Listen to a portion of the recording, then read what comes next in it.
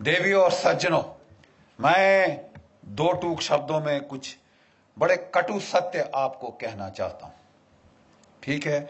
और क्योंकि कड़वा सत्य बोलना ही एक फौजी का काम है, हमें सिखाया जाता है। क्योंकि आप सच नहीं बोलेंगे तो आप लोगों को लड़ाई के मैदान में मराएंगे। Yes sir, 3 bags full sir लड़ाई के मैदान में नहीं चलता। मैं कहना यह चाहता हूं, ये सवाल देखिए, हमारे देश में एक बड़ा मधुर गीत है, दे दी हमें आजादी बिना खड़क बिना ढाल, साबरमती के संत तूने कर दिया कमाल। मैं महात्मा गांधी जी की तहे दिल से इज्जत करता हूं। वो संत थे, लेकिन वो सच बोलने वाले थे। और भगवती कृपा से अगर आज वो जीवित होते तो वो खुद बोलते कि ये मेरी वजह से नहीं हुआ, जिसकी वजह से हुआ उसको आपने जिंदा गाड़ दिया, दफना दिया। आप समझ रहे हैं मैं क्या कह रहा हूं? आपने गाड़ दिया। You are guilty, I am guilty, all of us are guilty. जिस आदमी ने, जिस शख्स ने और जिसके सैनिकों ने हमें आजादी दी, आपने उनको जिंदा दफना दिया। 60,000 की इंडियन नेशनल आर्मी थी जो सुभाष चंद्र बोस ने रेस करी थी, खड़ी करी थी।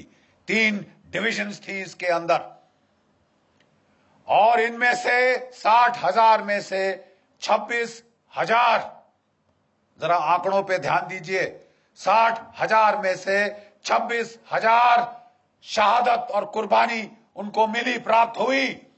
वो लड़ते लड़ते मरे ताकि आप और मैं आजाद हो। 26,000 की कुर्बानी, और आप कह रहे हैं दे दी हमें आजादी बिना खड़क बिना ढाल। तुम्हारा मैं मुंह तोड़ दूं, तुम मेरे पास आके गाओ। नहीं साहब, आपको हक क्या है? वो 26,000 जो हमारे परिवार जो वहां जिनके घर में मातम मना है, आप उसको भुला सकते हैं कि हमने साहब लाठी खाई, हम प्राइम मिनिस्टर बनेंगे, हम क्या कहते हैं, होम मिनिस्टर बनेंगे। अरे लाठी तो मेरी भैंस भी खाती है साहब, मेरे गांव में वहां लाठियां पड़ती हैं। अब उसको कल हम हर भैंस को यहां बिठाएंगे क्या? भैंसासुर बनाएंगे किसी को? देखिए साहब, ये दुख की बात ये है। बोले साहब, बख्शी साहब, गड़े मुर्दे क्यों उखाड़ रहे हो? आज की बात करो ना। Where you are going depends a lot on where you came from. आप कहां जा रहे हैं, हम कहां जा रहे हैं, बहुत हद तक मुनस्सर है हम कहां से आ रहे हैं साहब। किस मोड़ से हमने ये गांव का राह पकड़ी, ठीक है। और इसके लिए अपने अतीत को याद करना जरूरी है, क्योंकि हमारे अतीत में छुपा हुआ एक बहुत बड़ा धोखा है, एक बहुत बड़ा धोखा है। पहले हमें कहा जाता था साहब, आप कहते हैं कि बोस ने आजादी दिलवाई, क्या प्रूफ है आपके पास? तो रंजन बोरा की जो हिस्टोरिकल जर्नल ऑफ इंडिया के अंदर एक आर्टिकल है जिसमें इसको साइट किया गया है। मजूमदार की एक किताब है जिसमें इंटरव्यू साइट किया है कि साहब ये Clement Attlee, Lord Clement Attlee, prime minister of England 1945, August 1945, 1950, जिसके समय ये ट्रांसफर ऑफ पावर हुआ। मैं आजादी नहीं बोल रहा, हैव यू गॉट मी? मैं आजादी नहीं कह रहा साहब। जिसके सामने ये, जिसके समय में, जिसके कार्यकाल में ये ट्रांसफर ऑफ पावर हुआ, उसने खुद बात करी जस्टिस पीबी चक्रवर्ती से, ठीक है। और उसने कहा, जो सुब्रमण्यम स्वामी जी ने आपको अभी सुनाया, कि साहब आपने भारत क्यों छोड़ा? 1942 की क्विट इंडिया मूवमेंट, अंग्रेजों भारत छोड़ो आंदोलन तो फेल हो चुका था। 45 में आप विश्व युद्ध जीत चुके थे। आप तो 30 मार कहां थे उस वक्त? आप साहब इतनी जल्दी उड़नछू क्यों है? उसने बोला 3 शब्द, Indian national army, Subhash Chandra Bose. 3 शब्द। लेकिन वो भी देखिए साहब, शातिर, लीगल दिमाग, उन्होंने वहां नहीं छोड़ी बात। नहीं तो फिर साहब मुझे ये बताइए कि महात्मा गांधी की freedom, non violent freedom struggle का आपके जाने पे क्या इंपैक्ट था? वो कहते हैं, and I quote, Attlee's face twisted into a sarcastic smile as he spat out the words MINIMAL, minimal. ये कौन कह रहा है साहब?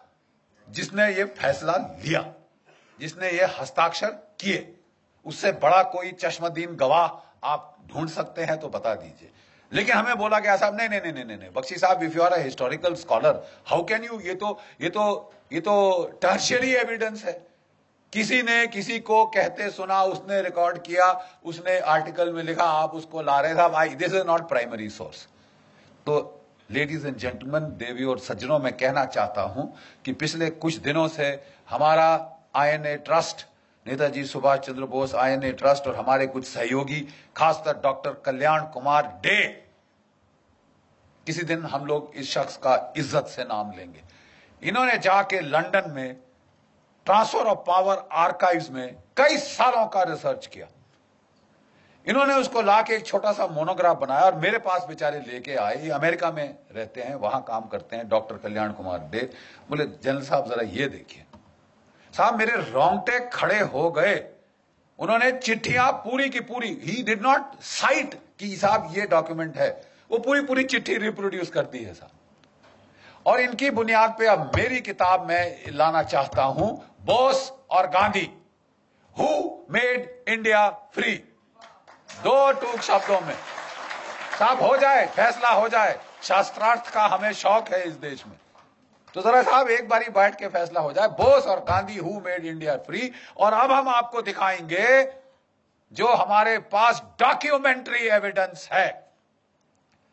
इस प्रोसेस में उनके साथ मिलकर हमने कहा पहले आइडेंटिफाई करिए कि अंग्रेज सरकार में कौन की डिसीजन मेकर्स थे जिन्होंने भारत की आजादी पर जो है फैसला लिया। मेरे पास वैसे स्लाइड्स भी है, लेकिन मैं जबानी आपको बोल दूंगा, समय नहीं व्यर्थ करूंगा। पहला चश्मदीन गवाह, पहला एक्टर, लॉर्ड क्लेमेंट एटली, जिसकी मैंने बात अभी करी है।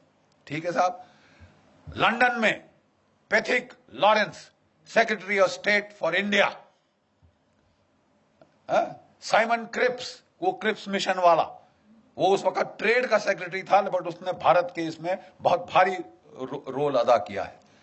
न्यू दिल्ली में आइए, viceroy, viscount Wavell, field marshal Wavell, जो कि वॉयसरॉय था और पहले इंडियन आर्मी का चीफ था। ये चश्मदीन गवाह, क्रिटिकल डिसीजन मेकर। उसके बाद आई एम जस्ट कमिंग। उसके बाद फील्ड मार्शल लॉकिनले, he became field marshal in this thing. उस वक्त commander in chief, longest serving British Indian army officer, पूरी सर्विस ये ब्रिटिश इंडियन आर्मी की फौज में उसकी थी। दिल्ली में ये दो क्रिटिकल जो थे वो डिसीजन मेकर्स थे। ठीक है साहब। होम सेक्रेटरी मूडी शूडी है वगैरह, ये क्रिटिकल ये जर्नल थे दो, एक दोनों फील्ड मार्शल, सॉरी दोनों के दोनों फील्ड मार्शल बन गए। Governors of the various states of British India, governor of Bengal, governor of North West Frontier Province, governor of Punjab. जब नवंबर 1945 में साहब आईएनए की ट्रायल्स के बाद बवाल खड़ा हुआ इस देश में, बवाल। ठीक है साहब। गदर फैल गया, क्राउड्स, लाखों के क्राउड्स कलकत्ता में निकले।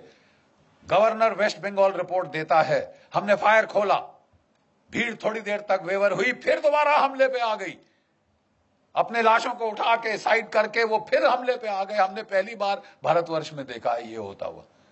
The crowds would not stop, even when fire was open the crowds did not stop. इस तरह का बवाल वहां पे मरो या मारो की जो ये जो हिंसा की जो लहर फैली थी। ठीक है साहब। उस वक्त के हम आपको इस किताब में पूरे के पूरे जो हैं वो letters from Lord Wavell, from Viscount the Wavell to the prime minister of England, ठीक है साहब, to His Majesty the King, ठीक है साहब, और जो वहां सेक्रेटरी ऑफ स्टेट, उसको जो उन्होंने वहां पे भेजे जो लेटर्स, हम आपको पूरे के पूरे पढ़वाएंगे साहब। और उसके बाद अगर आप मतलब कोई एक गधा है जिसको यह समझ नहीं आएगी कि साहब अंग्रेज गए तो गए क्यों। देखिए साहब, कल्याण डे साहब ने अपनी किताब जो है वो शुरू की है गांधी जी से। 42 में क्विट इंडिया मूवमेंट को उसका नारा लगाया गया। क्या आप जानते हैं कि उस वक्त कांग्रेस वर्किंग कमेटी में आजाद मौलाना आजाद, नेहरू, इन सब ने कहा था साहब मत करो, अभी अंग्रेज लड़ रहे हैं, अभी उनका साथ दे दो, बाद में वो बड़े खुश होके हमको हमारी भिखारी की टोकरी में, हमारी पिटारे में वो डाल देंगे आजादी एज ए गिफ्ट। तो बोले साहब ये बख्शीश तो वर्ल्ड वॉर 1 के बाद भी हुई थी। 70,000 हमारे भारतीय सैनिक शहीद हुए थे, 11 को विक्टोरिया क्रॉस मिला, परमवीर चक्र के बराबर जो है आज का वहां का उन जमाने का अवार्ड। हम समझते थे कि साहब हमें अब कम से कम डोमिनियन स्टेटस तो मिल जाएगा साहब, होम रूल तो मिल जाएगा साहब।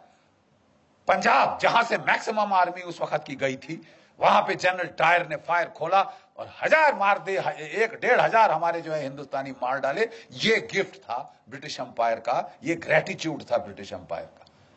सुभाष चंद्र बोस ने गांधी जी को बोला था, आप अगर इनकी खैरात पे जीव लगा के बाहर खड़े रहोगे भिखारी कुत्तों की तरह, तो तुम्हें वही हर्ष होगा जो जलियांवाला बाग में हुआ था। ये मौका है द्वितीय महायुद्ध का, जब जर्मनी और जापान चढ़े हुए हैं इनकी गर्दन पे। आजादी ले सकोगे तो अभी, नहीं तो कभी नहीं। गांधी जी अब तक उनको भी देखिए, बड़ी अजीब बात है, गांधी जी ने निकाला था सुभाष चंद्र बोस को कांग्रेस से, और कोई 2 साल के अंदर उनके मन में परिवर्तन हो चुका था। Please understand this, the views of Gandhi and Bose were now coinciding on the timing of when the freedom struggle should be launched। Gandhi ji अभी भी कह रहे थे कि ये नॉन वायलेंट होनी चाहिए, लेकिन क्विट इंडिया के पहले उन्होंने कहा थोड़ा सा होता है तो होने दो, ठीक है। अंग्रेजों ने पकड़ के सारी कांग्रेस लीडरशिप को, आज की तारीख, आज है वो तारीख 8 अगस्त 1942 जब the quit India movement was launch. उनको पहले से इंटेलिजेंस थी, उनके हजारों तो उनके मुखबिर थे वहां पे। हरामजादगी की कमी है इस देश में, खबर देने वालों की कमी है इस देश में। अरे साहब वो उनको खबर थी, उन्होंने वो लपेटी पूरी कांग्रेस की लीडरशिप, गांधी जी से लेकर जो भी बड़े लीडर थे उठा के जेलों में डाल दिया। 57 गोरी पलटने, please this is not known. 57 white battalions of British troops, Australians, Canadians, New Zealanders, इसको इस्तेमाल किया कि रगड़ दो इनको, कुचल 10 सालों का सर, ये सर उठाने की हिम्मत करिए, चर्चिल ने बोला वहां से, और बोला अगर ये फास्ट पे जाता है मरने दो इसको, हम संभाल लेंगे, let him die, why is he not dead, ये चर्चिल से सवाल आया। बेचारों ने फास्ट किया, सब कुछ किया, उन लोगों ने बोला गांधी जी अब रहने दीजिए, ठीक है, ये अब वो सोल फोर्स का जमाना नहीं। और साहब इनको निकाला गया जेल से 44 के जुलाई के अंदर, 44 की जुलाई में निकाला गया, जबकि जापानी फौज हार चुकी थी। आईएनए वहां पे इम्फाल कोहिमा की बैटल पराजय हो चुकी थी। अब इनकी सांस में सांस आई, इन्होंने गांधी जी को निकाला। गांधी जी ने कई सारे इंटरव्यू दिए आने के बाद, जो collected works of Mahatma Gandhi से हमने चैप्टर 1 में प्रोफेसर साहब हमने डाले, वो टूट चुके थे बेचारे। अंग्रेजों ने क्या किया क्या नहीं किया भगवान जाने, जेल के अंदर वो टूट चुके थे, इन हेल्थ, इन स्पिरिट। उनको मेडिकल ग्राउंड्स पे बाहर निकाला गया था, ठीक है। और उन्होंने कहा कि देखिए, जब उन्होंने क्विट इंडिया मूवमेंट लॉन्च की थी, पूरी कांग्रेस वर्किंग कमेटी ने अपोज किया था, Gandhi had said no it will be done, it was done. जब वो निकल के बाहर आए, कहते मेरी कोई अब अथॉरिटी नहीं है, मैं अब कुछ नहीं हूं कांग्रेस में, जब मैं जेल गया मेरा सब पोजीशंस खत्म हो गई। ये उनके शब्द हैं, ये उनके शब्द हैं। और इसके चलते मैं किसी को नहीं कह सकता सिविल डिसोबीडियंस मूवमेंट करो। एक अंग्रेज पत्रकार ने पूछा, तो अगर कल आपको वायसराय साहब बुलाते हैं तो आप क्या कहेंगे? मैं गवर्नमेंट के वॉर एफर्ट में उनकी सहायता करूंगा। डिफीट, टोटल, खत्म, खलास, फिनिश। आपकी जो नॉन वायलेंट मूवमेंट थी साहब, वो कुचल दी थी अंग्रेजों ने by use of brutal force, ठीक है साहब। और ये मिरेकल कैसे हुआ? उन्होंने, अंग्रेजों ने एक और जलियांवाला बाग करना चाहा, साइकोलॉजिकल जलियांवाला बाग। अब तो हम जंग जीत गए हैं, हिंदुस्तानी कुत्तों, अब तुम्हारा नाक रगड़ेंगे, सबके सामने दिखाएंगे क्या है तुमने हिमाकत करी, ब्रितानवी हुकूमतें, क्या मलिकाए हिंद के खिलाफ अपनी आवाज उठाने की, अपनी तुमने हिम्मत करी हथियार उठाने की। तुम्हारा वही हश्र होगा जो 1857 के बाद हुआ था। तुम्हारा वही ट्रायल होगा जहां बहादुर शाह जफर का ट्रायल लाल किले में हुआ था। तुम्हारी नाक रगड़ेंगे, यू ब्राउन डॉग्स। तुमने श्वेत लोगों के खिलाफ तुमने हिमाकत करी। और तब उन दिनों, जैसे मैं बताता हूं, आपके सारे जो है क्या कहते हैं जिमखाना क्लब्स और ये जो क्लब्स थे, बाहर बोर्ड लगा होता था, अगर आपको कोई शक है, Indians and dogs not allowed. भारतीय और कुत्ते अंदर नहीं आ सकते। और आप ये सह रहे थे और आप अपने वो ले रहे थे वहां से, उसी सरकार से खिताब, राय बहादुर, फलाना बहादुर, ये बहादुर। बकवास डरपोक कौम जिसमें लड़ने की क्षमता नहीं और बड़ी बड़ी बातें करते हो, उसके बाद फलसफा और फिलॉसफी झाड़ते हो। 800 साल तुम्हारी ऐसी तैसी हुई है, एक के बाद एक आताताई ने आके तुम्हारी तबाही कर दी, तुम्हारे मंदिर तोड़ दिए, तुम्हारी नालंदा जलाई तो 3 महीने जलती रही। और वो सब तो छोड़ो, सोने की चिड़िया सारा सोना उठा के सेंट्रल एशिया पहुंचा दिया। और उसको तो भी रहने दीजिए, आपकी इज्जत भी उठा के ले गए आपकी औरतें बेचने के लिए वेश्या बाजारों में। और उसके बाद तुम शांति की बात करते हो। Are you dead? जो आदमी जिसकी औरत को उठा के बेचा जाए वो शांति की बात करता है। आपको लड़ने का मादा जगाना होगा। और ये जो है, ये जंग, माफ कीजिए, गांधीवाद का जंग, ये बहुत हो चुका। और इसके खिलाफ पहली आवाज उठी थी तो Netaji Subhash Chandra Bose, he is the man, जिसने इसको बोला उठो लड़ो। गीता के पहले अध्याय में भगवान ने क्या कहा है? अर्जुन युद्ध कर। बड़ी बड़ी फिलॉसफी मत झाड़ मेरे को कि साहब अपने भाई को मारूंगा, अपने दादा को मार दूंगा, गुरु को मार दूंगा तो क्या राज्य का फायदा। उन्होंने कहा वो सब ठीक है, लेकिन अगर तू इन्हें नहीं मारेगा अर्जुन, ये तेरे को मार डालेंगे, निर्दयता से तेरी बोटी बोटी काट डालेंगे। समझ गया? अब तू उठ और तू लड़। आपके लिए भी समय आ गया है कि जो क्षात्र भाव है उसको प्लीज जगाइए। जो आपस में तोड़ने की जो आपने जुनून बना रखा है कि हम टुकड़े टुकड़े खुद करेंगे और फिर जेएनयू में चिल्लाएंगे, आप प्लीज जागिए, नहीं तो वाकई ही में आपके टुकड़े टुकड़े होंगे। इसलिए जरूरी है ये जानना, who made us free, Bose और गांधी। क्योंकि आपका जो nature of the Indian state, post colonial Indian state है, किस किस्म की स्टेट पैदा हुई, depends on who got you free and how. आप समझ रहे हैं मैं क्या कह रहा हूं? आपका वजूद आपका प्रेजेंट शेप कर रहा है और आपका फ्यूचर शेप करेगा। And unless you accept the truth, आप साहब बहुत सफर करेंगे, आप बहुत सफर करेंगे और ये आपके सिर पे आ रहा है। कोई भी सरकार आ जाए, हथियार नहीं खरीदे जा सकते इस देश में, क्योंकि गांधीवाद है साहब। और साहब 10 साल से एक संत एंटनी थे, उन्होंने कोई हथियार नहीं खरीदा था। मैं ना मानू भाई, मेरे कोई धांधली नहीं होनी चाहिए, मेरी धोती सफेद है। अरे साहब आपकी धोती सफेद है तो हम बुरे हैं क्या साहब? आप हमको कफन क्यों चढ़ा रहे हैं? ये हथियार चाहिए। 30 साल से बोफर गन के बाद कोई तोप नहीं आई। मिग 21 जहाज 1960 की दशक के हैं, आसमान से टपक रहे हैं। रफाल नहीं आया, एलसीए नहीं आया, पत्थर मार के लड़ेंगे हम। नहीं साहब, कोई धांधली नहीं होगी। जो भी डील करी उन्होंने, उसमें अब बड़े बड़े बिच्छू के डंक निकल के आ रहे हैं साहब ऐसे पीछे। आपने अगस्ता वेस्टलैंड, बाकी हथियार 30 साल ना आए कोई बात नहीं साहब। जो वीवीआईपी हेलीकॉप्टर है वो तो फट से आएगा। और दुनिया का जो महंगा से महंगा हेलीकॉप्टर है, जो अमेरिका के प्रेसिडेंट ने बोला साहब मेरे लिए बहुत महंगा है, वो हम लेंगे। और एक नहीं लेंगे साहब, 12 चाहिए हमको। और वो फट से ऐसे आए, 5 साल में आ गए। और अब लोग जा रहे हैं सलाख के पीछे। किसी को तो भेजो, किसी को तो भेजो, ताकि ये सिलसिला तो बंद हो। साहब मैं कहना यह चाहता हूं कि आपका वजूद, आपका माहौल बिगाड़ा गया। आजादी दिलाई नेताजी ने, उसके हमारे पास डॉक्यूमेंट्री एविडेंस है और हम इस देश की जनता के सामने अब वो रखने वाले हैं। हम आपको चिट्ठियां पढ़वा देंगे। और कोई हिस्टोरियन को कोई शक है तो साहब हम आपको चिट्ठियां आपके साथ बैठ के पेन के साथ अंडरलाइन करके देंगे। साहब ये जरा पढ़ लीजिए, इसका मतलब क्या है। अंग्रेजी शायद दो मतलब आप निकाल सकते होंगे। We will show you mountains of documentary evidence, क्योंकि पहले हम चुप हो जाते थे कि यार ये हिस्टोरिकली शायद मेरे को रिसर्च मेथोडोलॉजी पे फॉल्ट कर रहा है। मैं कहना चाहता हूं कि अब हमारे पास सारी किताब की किताब पोथियां हैं डॉक्यूमेंट्स की, documentary evidence, first person primary evidence. और ये आप लोग देखेंगे हमारे देश की त्रासदी क्या है।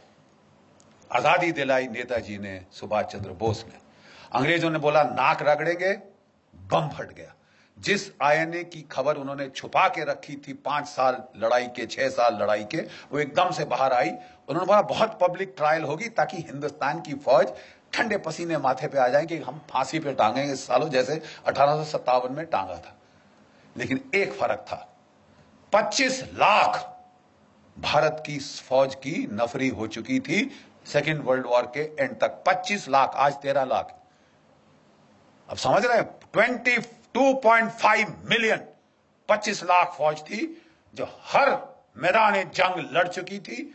अंग्रेजों के दांत तो खट्टे क्या, जर्मनों के दांत खट्टे किए थे, आपके जापानियों से लड़े थे, ठीक है, इटालियंस की ऐसी तैसी कर दी थी हमारी फौजों ने। और लड़ाई के आखिर तक अंग्रेज जर्नल अपने नीचे ब्रिटिश डिविजन्स नहीं, ब्रिटिश यूनिट्स नहीं, इंडियन यूनिट चाहते थे।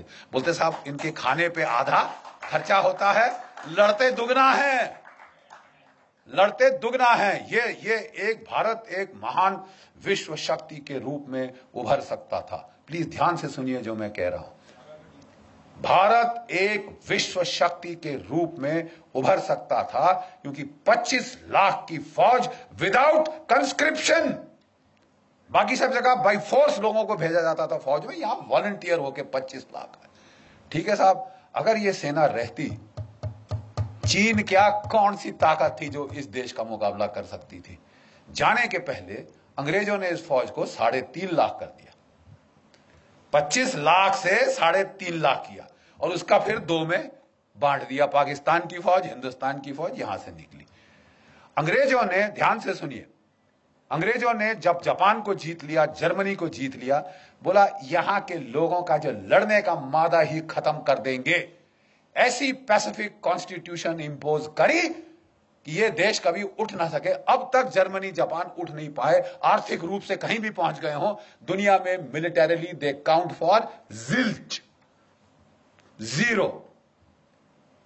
और एक और देश जिसको ये किया गया, ध्यान से सुनिए, वो था भारतवर्ष।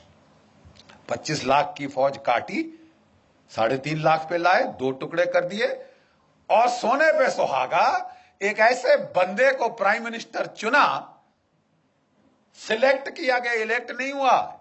कांग्रेस वर्किंग कमेटी ने सरदार पटेल को इलेक्ट किया था। मत भूलिए इतिहास, Sardar Patel was elected by the Congress working committee. अंग्रेजों ने गांधी जी के थ्रू जोर लगवाया, उन्होंने नहीं आप नेहरू को एक्सेप्ट करेंगे। और सब लोग ठीक है महात्मा जी आप कह रहे हैं तो हम कुछ नहीं बोलते।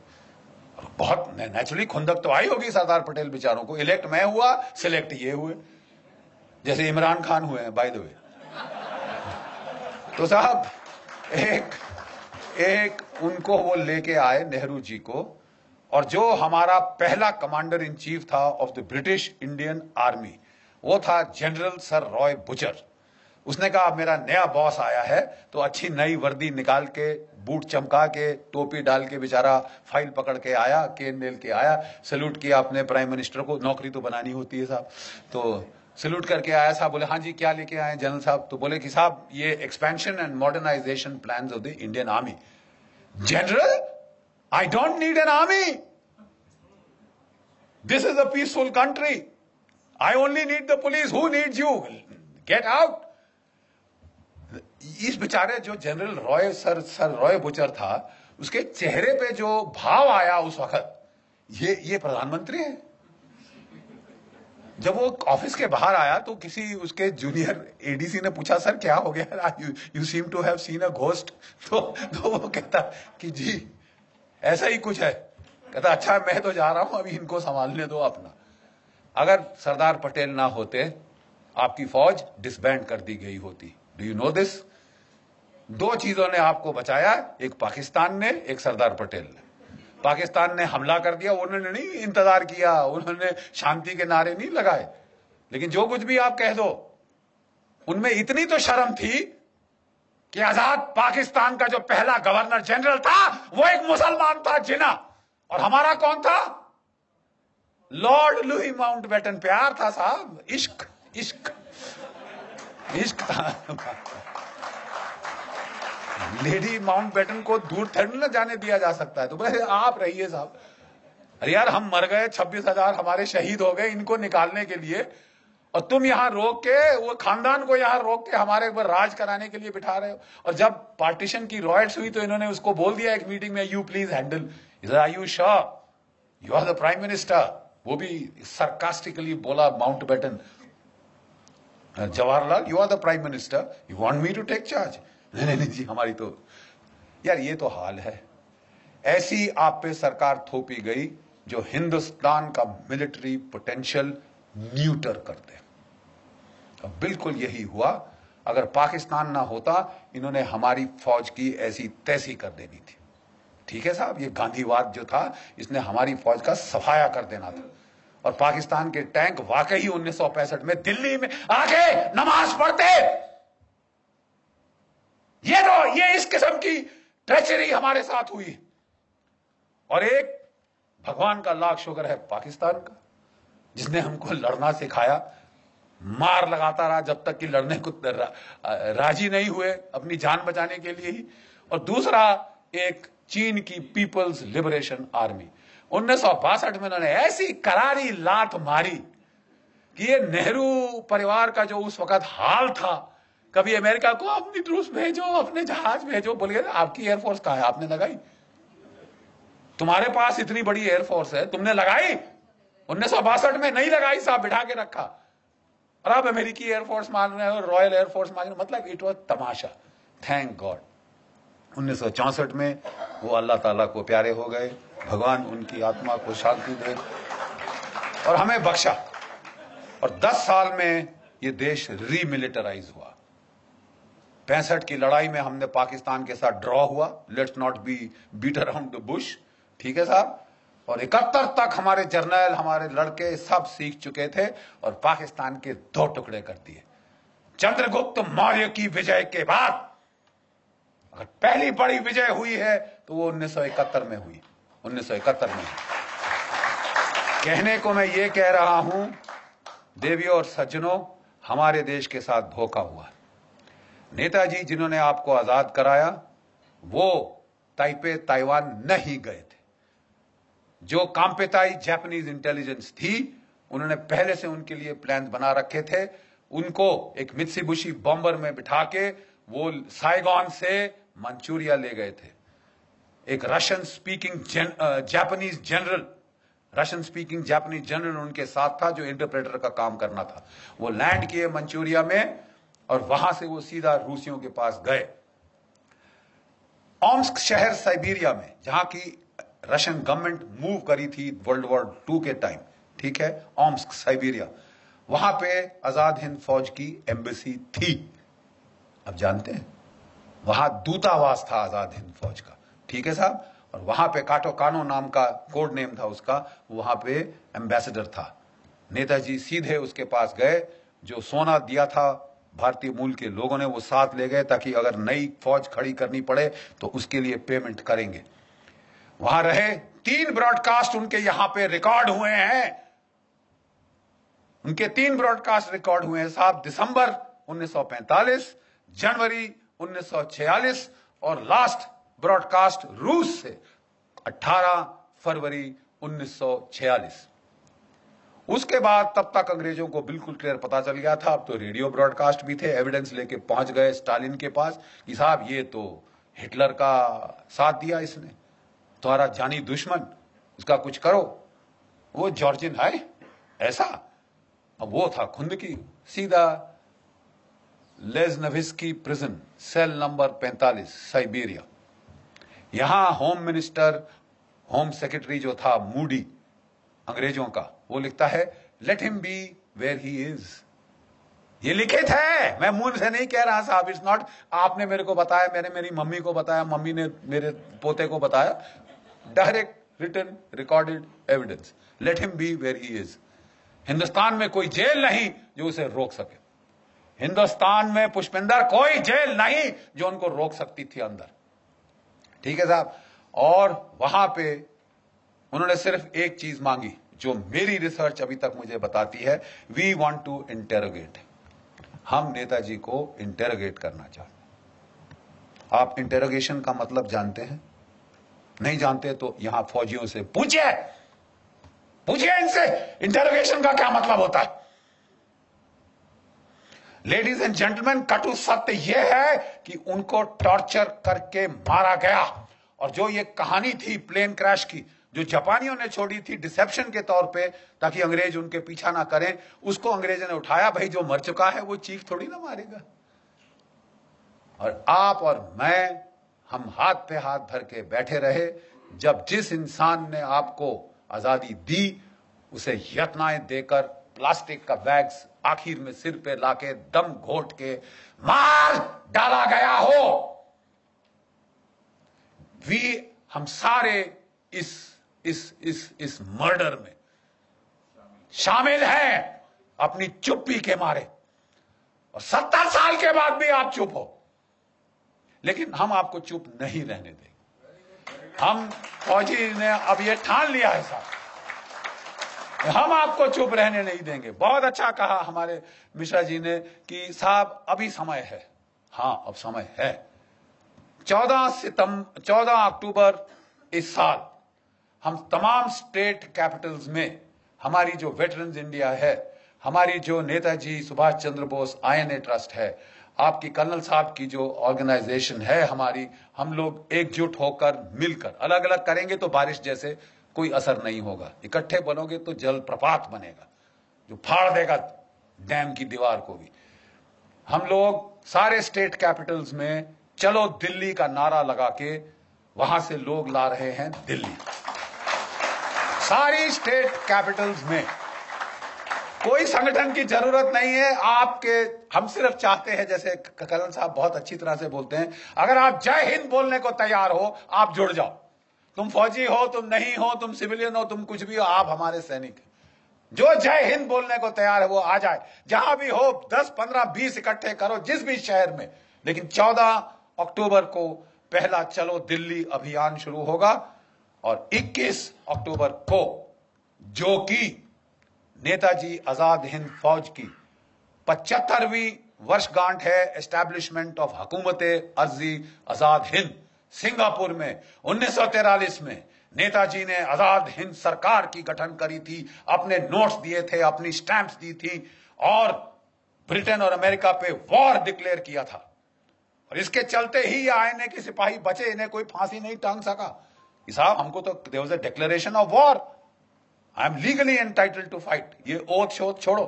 अब साहब हमें बताया जा रहा है, हमने बोला साहब प्लीज, 4 साल से मैं लगा हूं, गवाह हैं ब्रिगेडियर चिकारा साहब, 4 साल से मैं लगा हूं, कभी आर्मी चीफ, कभी रक्षा मंत्री, कभी ये कभी वो, कि भाई जो बेचारे बचे खुचे हमारे आजाद हिंद फौज के सेनानी हैं, रिपब्लिक डे पे आप उनको, जो परमवीर चक्र के विजेता आते हैं जीपों पे, हमारे इन वृद्ध सेनानियों योद्धाओं को ला नहीं सकते, उनकी आंखें गीली हो जाएंगी। आप ये नहीं कर सकते, आप ये नहीं कर सकते। आप, हमने बोला कि तुम उनको पैसा दो, मरा तुम अपना पैसा लेकर, shove it up where the sun don't shine, फौजी भाषा के अंदर। लेकिन इनको इज्जत देने में तुम्हारा कुछ जेब से जाता है। आप उनको नहीं ला सकते राजपथ पे, क्यों? और नहीं तो क्यों? किसका डर है? अंग्रेज सरकार नाराज हो जाएगी तुमसे। कि हमको किसी ने एक आर्गुमेंट दिया, अरे साहब इन्होंने तो गद्दारी करी थी। क्या क्या क्या क्या? किससे?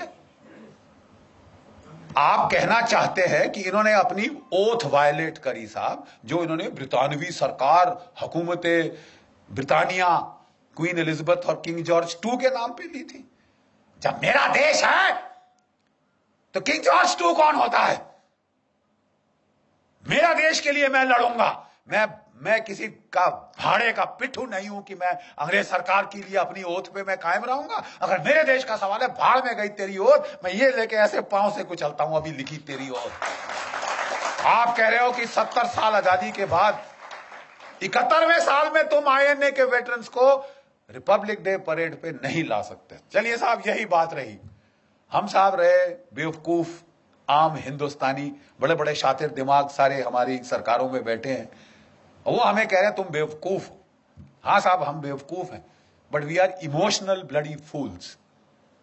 और हम देखेंगे कि आप लाओगे। You will get the INA veterans on parade, otherwise Dr. Subramaniam Swamy and I, we will take you to court. आपको सिर्फ कोर्ट की भाषा समझ आती है। और उसके पहले हमारी आपसे हाथ जोड़कर विनती है, आप एक हैं यहां, आपके परिवारजन 10, 15, 12 बड़े बड़े परिवार हैं भारतवर्ष में, आप प्लीज सबको लेके आइए।